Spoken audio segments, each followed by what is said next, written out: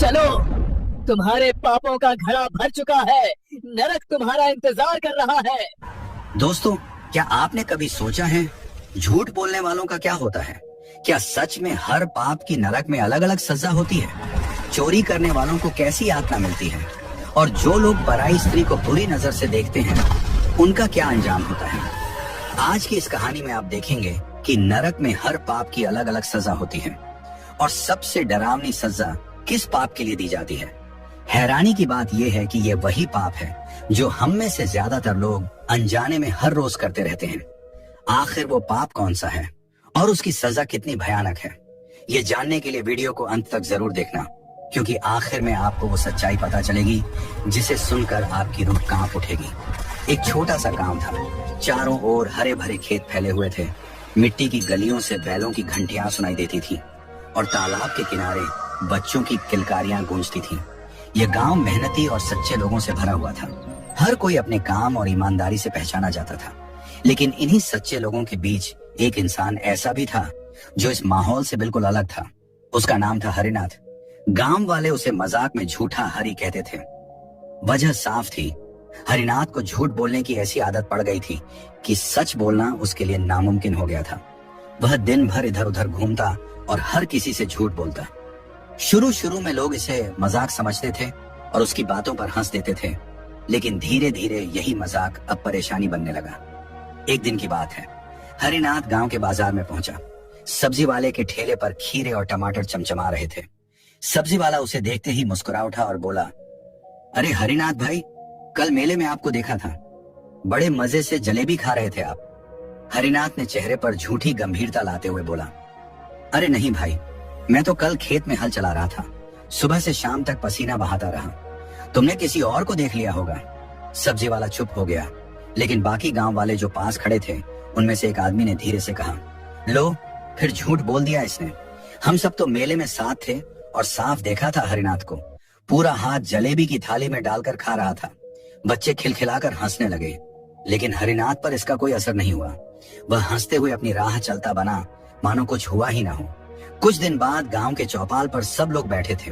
चौपाल पर नीम का बड़ा पेड़ था, जिसके नीचे लोग बीड़ी पीते और दिन भर की बातें करते थे। उसी समय हरिनाथ भी वहां आ पहुंचा। गांव का एक आदमी बोला, अरे हरिनाथ, सुना है तुमने पंडित जी से वादा किया था कि पूजा के लिए नारियल और अगरबत्ती लेकर आओगे, लेकिन तुम आए ही नहीं, क्या हुआ? हरिनाथ तुरंत झूठ गढ़ते हुए बोला, अरे भाई, मैं तो सुबह ही निकल पड़ा था, नारियल लेने ही जा रहा था, लेकिन रास्ते में नदी का पुल टूटा मिला, इसीलिए वापस आना पड़ा। ये सुनते ही दूसरे गांव का एक आदमी गुस्से में बोले, क्या बकवास कर रहे हो, वह पुल तो बिल्कुल सही सलामत है, आज ही तो हम सब उसी रास्ते से होकर आए हैं। लोगों के चेहरे पर अब हंसी की जगह चिढ़ साफ झलक रही थी। धीरे धीरे गांव वाले उसकी हर बात को झूठ मानने लगे और उसका भरोसा पूरी तरह उठ गया। समय बीतता गया। हरिनाथ की झूठ बोलने की आदत और बढ़ती गई। कभी वह कहता, मैंने अपने खेत में 10 मन गेहूं उगा लिए हैं। कभी कहता, कल राजा ने मुझे अपने दरबार में बुलाया और मेरी बहुत इज्जत की। गांव वाले उसकी बातों पर अब हंसते भी नहीं थे, वे बस सिर हिलाकर रह जाते। किसी ने उसकी गवाही पर भरोसा करना बंद कर दिया था। उसकी बातें सबके लिए अब बोझ बन चुकी थी। एक दिन गांव का बुजुर्ग, जिसे सब सम्मान करते थे, हरिनाथ के घर आया। उसके चेहरे पर उम्र की लकीरें थीं, लेकिन आंखों में गहराई और सच्चाई झलकती थी। वह अंदर आया और बोला, बेटा, मैं तुझसे कुछ कहना चाहता हूँ, बैठ जा। हरिनाथ हंसते हुए बैठ गया। उसके चेहरे पर वही बनावटी मुस्कान थी। बुजुर्ग गंभीर आवाज में बोला, बेटा, इंसान की पहचान उसके सच और ईमानदारी से होती है।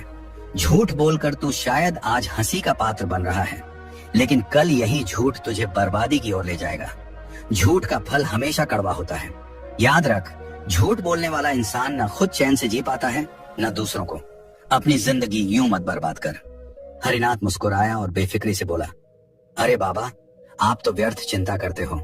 मैंने झूठ बोलकर किसका नुकसान किया है? लोग सुनते हैं, हंसते हैं और भूल जाते हैं। ये तो बस एक आदत है। मेरी जान पर कोई आफत थोड़े ही आने वाली है। बुजुर्ग ने गहरी सांस ली और सिर हिलाते हुए बोला, बेटा, आदतें ही इंसान को बनाती और बिगाड़ती हैं। जब झूठ का पर्दा फटता है तो इंसान कहीं का नहीं रहता। याद रख, एक दिन तुझे अपने झूठ का भारी मूल्य चुकाना पड़ेगा। लेकिन हरिनाथ पर इन बातों का कोई असर नहीं हुआ। वह फिर गांव की गलियों में घूमता और झूठ बोलता रहा। कभी कहता, कल रात मैंने तालाब में ऐसा नाग देखा जिसकी आंखें अंगारे जैसी थीं। कभी कहता, मेरे सपने में खुद भगवान आए और बोले, हरिनाथ तू बहुत नेक इंसान है। गांव वाले अब सिर हिलाकर रह जाते।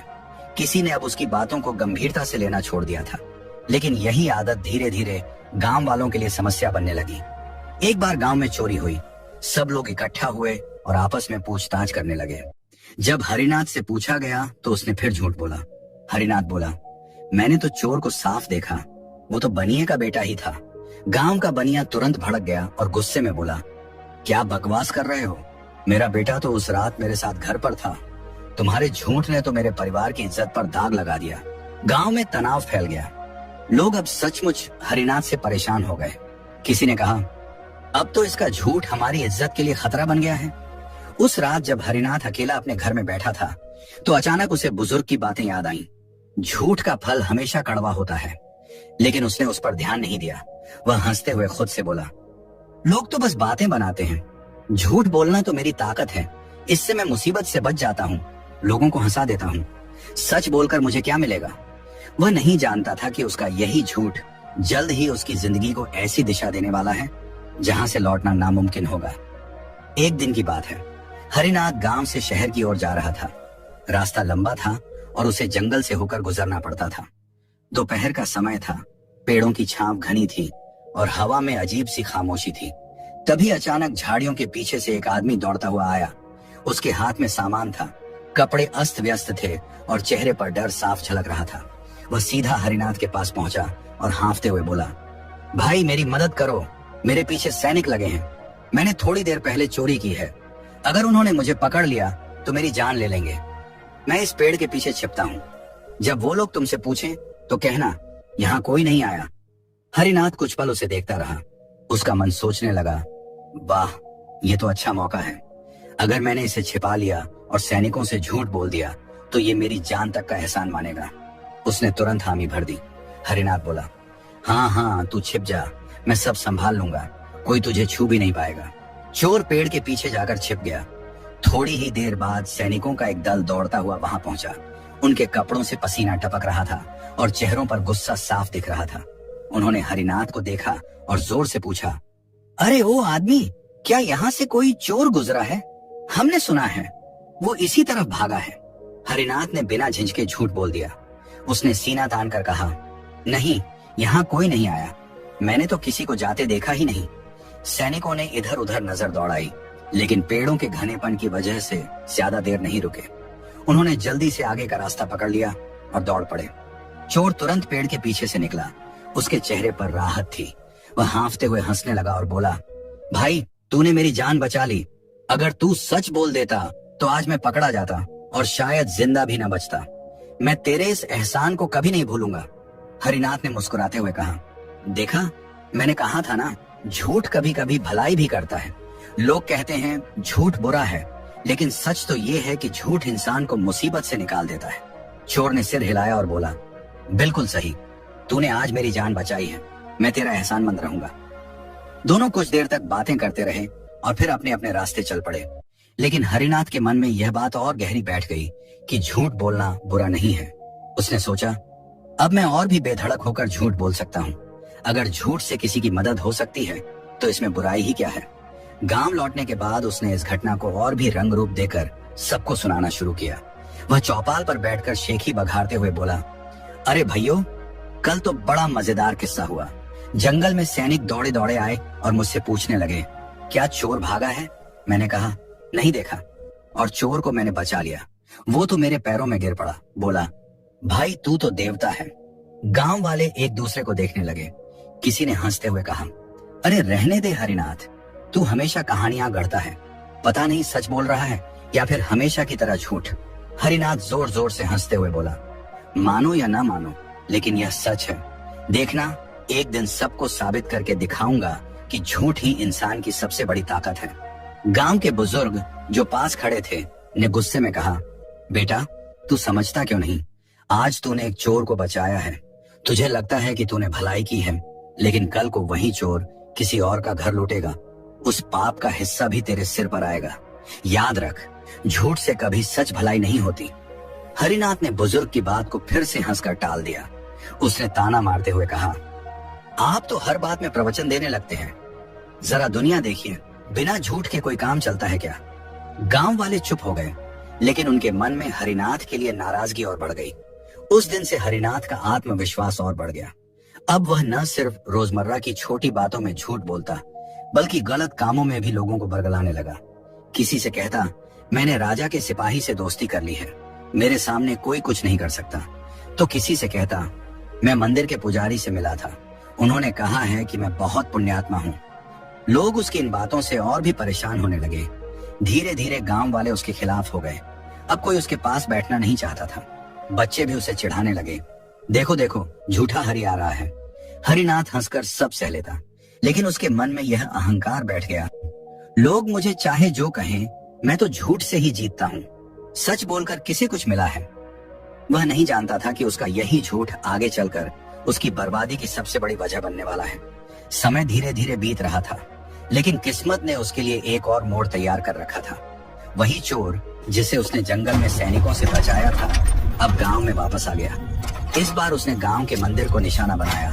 रात का समय था, गांव के लोग अपने अपने घरों में सोए थे, लेकिन मंदिर में चोरी की खतर-पटर सुनकर कुछ गांव वाले जाग गए। उन्होंने देखा कि कोई आदमी मंदिर का ताला तोड़कर अंदर घुसा हुआ है। शोर मचाने पर सैनिकों की टोली तुरंत आ पहुंची और चोर को रंगे हाथ पकड़ लिया। सैनिकों ने चोर को बांधकर राजा के दरबार में पेश किया। दरबार में राजा का चेहरा कड़क और आंखों में गुस्सा था। उसने चोर को घूरते हुए कहा, हे अपराधी, तू कौन है और किसने तुझे इतनी हिम्मत दी कि हमारे गांव के मंदिर को लूटने आया? चोर कांपते हुए बोला, महाराज, मैं तो एक छोटा चोर हूँ, लेकिन सच्चाई ये है कि पिछली बार जब मैं चोरी करके भागा था तो आपके सैनिक मुझे पकड़ने वाले थे। तभी गांव के एक आदमी ने मुझे बचा लिया। अगर उसने मुझे छिपाया ना होता तो मैं कब का पकड़ा जाता। राजा ने भौहें चढ़ाई और पूछा, कौन था वो आदमी? उसका नाम बता। चोर ने डरते हुए इशारा किया और बोला, महाराज, वो आदमी यही गांव का है, उसका नाम हरिनाथ है। उसने ही मुझे पेड़ के पीछे छिपाया था और सैनिकों से कहा था कि कोई चोर यहाँ से नहीं गया। दरबार में सन्नाटा छा गया। सबकी नजरें हरिनाथ की ओर घूम गईं। सैनिकों ने तुरंत हरिनाथ को भी पकड़कर राजा के सामने ला खड़ा किया। राजा की आवाज गूंजी, हरिनाथ, क्या ये सच है? तूने एक चोर को छिपाया और सैनिकों से झूठ बोला? हरिनाथ हड़बड़ाया, लेकिन उसके पास झूठ बोलने के सिवा कोई चारा नहीं था। वह गिड़गिड़ाते हुए बोला, महाराज, मैं तो मजाक कर रहा था, मुझे क्या पता था कि वो चोर है। उसने मुझसे मदद मांगी तो मैंने सोचकर कह दिया कि इधर कोई नहीं आया। ये मेरी गलती नहीं थी। राजा क्रोध में बोला, मूर्ख, मजाक में मंदिर लुट जाते हैं, मजाक में अपराधी बच जाते हैं। तू सोचता है कि झूठ बोलकर हर बार बच जाएगा? तेरा झूठ आज तेरे गले का फंदा बनेगा। गांव वाले भी दरबार में खड़े थे। कोई बुदबुदाया, देखा, हमने कहा था ना, झूठ का फल हमेशा कड़वा होता है। हरिनाथ रोते हुए बोला, महाराज, मुझे माफ कर दीजिए, मैं वादा करता हूँ कि अब कभी झूठ नहीं बोलूंगा। ये मेरी आखिरी गलती थी। लेकिन राजा का दिल सख्त हो चुका था। उसने ऊंचे स्वर में कहा, झूठे इंसान की बात पर अब कोई विश्वास नहीं करता। तूने गांव का नुकसान किया है, तूने अपराधी को बचाया और मंदिर के अपमान का कारण बना। तेरे अपराध की सजा मौत है। आज से ही तुझे फांसी दी जाएगी। ये सुनते ही दरबार में हलचल मच गई। हरिनाथ के पैरों तले जमीन खिसक गई। उसने चारों ओर देखा, लेकिन कोई उसे बचाने के लिए आगे नहीं आया। जिन लोगों के सामने वह कभी झूठ बोलकर शेखी बघारता था, वे सब आज चुप खड़े थे। फांसी की तैयारी शुरू हुई। गांव वाले देखने के लिए इकट्ठा हुए। हरिनाथ के गले में रस्सी डाली गई। उसके होंठ कांप रहे थे और आंखों के सामने उसकी सारी जिंदगी घूम रही थी। गांव के लोग, उसका झूठ, उसका मजाक और बुजुर्ग की सीख। उसने आखिरी बार आसमान की ओर देखा और बुदबुदाया, काश मैंने सच बोला होता, काश मैंने उस चोर को न बचाया होता, काश मैंने अपनी आदत बदल ली होती। लेकिन अब बहुत देर हो चुकी थी। पल भर में तख्त खिसका और उसका शरीर हवा में झूल गया। गांव वालों ने सिर झुका लिया। कोई अफसोस कर रहा था तो कोई कह रहा था, झूठे का यही अंजाम होना चाहिए। हरिनाथ का जीवन वहीं खत्म हो गया, लेकिन उसकी आत्मा की यात्रा अब शुरू होने वाली थी, क्योंकि उसके झूठ और पापों का हिसाब अभी बाकी था। लेकिन वहां जहां इंसानी आंखें नहीं देख सकती, एक और दृश्य शुरू हो चुका था। हरिनाथ की आत्मा कांपती हुई शरीर से अलग हुई। जैसे ही उसने चारों ओर देखा, उसके सामने दो विशालकाय आकृतियां प्रकट हुईं। उनके हाथों में गदा थी, चेहरे पर कठोरता, आंखों में अंगार। ये थे यमदूत। पहला यमदूत गरजते हुए बोला, हरिनाथ, अब तेरी आत्मा हमारे साथ चलेगी। तूने झूठ बोलकर, पाप करके लोगों का जीवन दुखी किया है। अब तुझे यमराज के दरबार में ले जाया जाएगा। हरिनाथ डरकर बोला, नहीं नहीं, मैं कहीं नहीं जाऊंगा। मैं निर्दोष हूँ, मैंने कुछ गलत नहीं किया। दूसरा यमदूत हंसते हुए बोला, निर्दोष? तेरा झूठ अब भी बंद नहीं हुआ। तेरी पूरी जिंदगी झूठ में बीती और मरने के बाद भी तू झूठ बोल रहा है। चल, यमलोक की यात्रा का समय हो गया है। यमदूतों ने लोहे की जंजीरें हरिनाथ की आत्मा पर डाल दी। जंजीरें इतनी भारी थीं कि उसकी आत्मा तड़प उठी। दर्द ऐसा था जैसा उसने कभी महसूस नहीं किया था। धीरे धीरे वे यमलोक पहुंचे। वहां का दृश्य भयावह था। काली हवाएं, आग के कुंड, चीत्कार करती आत्माएं और चारों ओर खौफ का माहौल। बीच में एक विशाल सिंहासन पर यमराज बैठे थे। गहरे काले वस्त्र, हाथ में गदा और आंखों में न्याय की कठोर चमक। यमराज की गर्जन भरी आवाज गूंजी, कौन है ये आत्मा जिसे मेरे सामने लाया गया है? पहला यमदूत झुककर बोला, महाराज, ये वही हरिनाथ है जिसने जिंदगी भर झूठ बोला। इसने गांव वालों का विश्वास तोड़ा, अपराधियों को बचाया और अपने झूठ से कई पाप किए। राजा ने इसे फांसी दी और अब हम आपकी आज्ञा के अनुसार इसे यहाँ लाए हैं। यमराज ने हरिनाथ की ओर देखा। उनकी आंखों की तपिश से हरिनाथ कांपने लगा। वह गिड़गिड़ा कर बोला, हे धर्मराज, मुझे क्षमा कर दीजिए। मैंने गलती की, लेकिन मैं बदल सकता हूँ। मुझे एक और मौका दीजिए। यमराज गहरी आवाज में बोले, हरिनाथ, इंसान को बदलने के लिए जीवन दिया जाता है, मृत्यु के बाद नहीं। तुझे कितनी बार समझाया गया, गांव के बुजुर्ग ने चेतावनी दी, लोग तुझसे नाराज हुए, लेकिन तूने परवाह नहीं की। अब पश्चाताप का समय खत्म हो चुका है। हरिनाथ रो पड़ा, मुझे एक बार पृथ्वी पर भेज दीजिए। मैं सच बोलूंगा, अच्छे कर्म करूंगा, मैं झूठ कभी नहीं बोलूंगा। यमराज क्रोध में बोले, झूठे इंसान की बात पर कौन विश्वास करे? तू अभी भी झूठ बोल रहा है। अगर सच में पछतावा होता तो तूने धरती पर ही अपनी आदत छोड़ दी होती। अब तुझे अपने पापों की सजा भोगनी होगी। यमराज ने दूतों की ओर इशारा किया, इसे नरक की अग्नि में ले जाओ, वहां इसे उसके झूठ के अनुसार दंड मिलेगा। यमदूत हरिनाथ को घसीटते हुए ले गए। रास्ते में वह चिल्लाता रहा, मुझे बचाओ, मुझे माफ कर दो, मैं निर्दोष हूँ। लेकिन उसकी चीखें खाली अंधेरे में गूंजती रह गईं। धीरे धीरे वह नरक के द्वार पर पहुंचा। वहां उसने देखा, किसी आत्मा को गर्म तेल से भरे कड़ाह में डाला जा रहा है, किसी को जलते अंगारों पर चलवाया जा रहा है, किसी को कांटों से भरे जंगल में घसीटा जा रहा है। हर तरफ दर्द और तड़प का मंजर था। पहला यमदूत बोला, हरिनाथ, ये सब देख ले, तूने झूठ बोला, अब तेरी सजा भी वैसी ही होगी। यहाँ किसी को बख्शा नहीं जाता। हरिनाथ की आत्मा चीख उठी, नहीं, मैं ये सब नहीं सह पाऊंगा, मुझे छोड़ दो। लेकिन उसकी दया की पुकार किसी ने नहीं सुनी। अब उसे नरक का असली चेहरा देखना था। हरिनाथ को यमदूत घसीटते हुए अग्नि के कुंड तक ले गए। वहां लाल लाल लपटें उठ रही थीं और ज्वालाएं आसमान छू रही थीं। जैसे ही उसकी आत्मा को आग में फेंका गया, उसकी दर्द भरी चीख पूरे नरक में गूंज उठी। वह तड़पता, झुलसता और बार बार चिल्लाता, काश मैंने झूठ ना बोला होता, काश मैंने सच का रास्ता चुना होता। लेकिन अब बहुत देर हो चुकी थी। दोस्तों, अब जरा सोच कर देखो, हरिनाथ अकेला ऐसा नहीं था जिसने झूठ बोला हो। हम सब अपनी जिंदगी में कहीं ना कहीं सच छुपाते हैं, झूठ बोलते हैं। लेकिन याद रखो, मृत्यु के बाद सबका हिसाब होता है। नरक में हर पाप की अपनी अलग सजा है और कोई भी बच नहीं सकता। झूठ बोलने वालों को वो अग्नि कुंड मिलता है जिसमें हर पल आत्मा जलती और तड़पती रहती है। वहां से बाहर आने की कोई राह नहीं होती। जितना बड़ा झूठ उतनी भयानक अग्नि। चोरी करने वालों के लिए गर्म लोहे के हथियार और जलते हुए तेल से भरे कड़ाह रखे जाते हैं। उनकी आत्मा को बार बार उसमें डाला जाता है और बार बार निकाला जाता है, ताकि उन्हें याद रहे कि उन्होंने दूसरों का हक छीना था। जो पराई स्त्री को बुरी नजर से देखते हैं या गलत संबंध बनाने का प्रयास करते हैं, उन्हें कांटों और तेज धार वाले जंगल में नग्न घसीटा जाता है। हर कदम पर शरीर चीर दिया जाता है और फिर भी आत्मा को मरने का सुख नहीं मिलता। यह पाप इतना घिनौना है कि यमराज भी कठोर दंड देते हैं। जो लोग दूसरों का हक छीनते हैं, जमीन हड़पते हैं, अनाथों और गरीबों से धोखा करते हैं, उन्हें लोहे की जंजीरों से बांधकर पिघले हुए तांबे में डुबाया जाता है। उनकी आत्मा बार बार जलती है, फिर भी मौत नहीं आती। अपने स्वार्थ के लिए दूसरों को दुख देने वाले, चाहे परिवार हो, पड़ोसी हो या कोई अजनबी, उन्हें जहर भरे सांपों और बिच्छुओं से भरे गड्ढे में डाला जाता है। हर पल डसने का दर्द उन्हें उस पीड़ा का एहसास दिलाता है जो उन्होंने अपने स्वार्थ से दूसरों को दी थी। और जो लोग माता पिता का अपमान करते हैं, बुजुर्गों की अवहेलना करते हैं, उन्हें यमलोक में लंबे लंबे बर्फीले पहाड़ों पर नग्न खड़ा किया जाता है।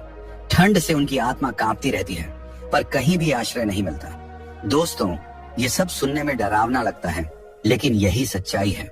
नरक कोई कहानी नहीं है, ये पापों का न्यायालय है। धरती पर हम जो बोते हैं, यमलोक में वही काटते हैं। इसलिए अब भी समय है। झूठ छोड़ो, चोरी मत करो, पराई स्त्रियों का सम्मान करो, दूसरों का हक मत छीनो और कभी भी किसी को अपने स्वार्थ के लिए मत दुख दो। सच बोलो, धर्म का पालन करो और भलाई का रास्ता चुनो। तभी हम नरक की इन भयानक यातनाओं से बच सकते हैं। दोस्तों, अगर यह जानकारी आपको अच्छी लगी हो तो सच्चे दिल से हर हर महादेव लिख दे।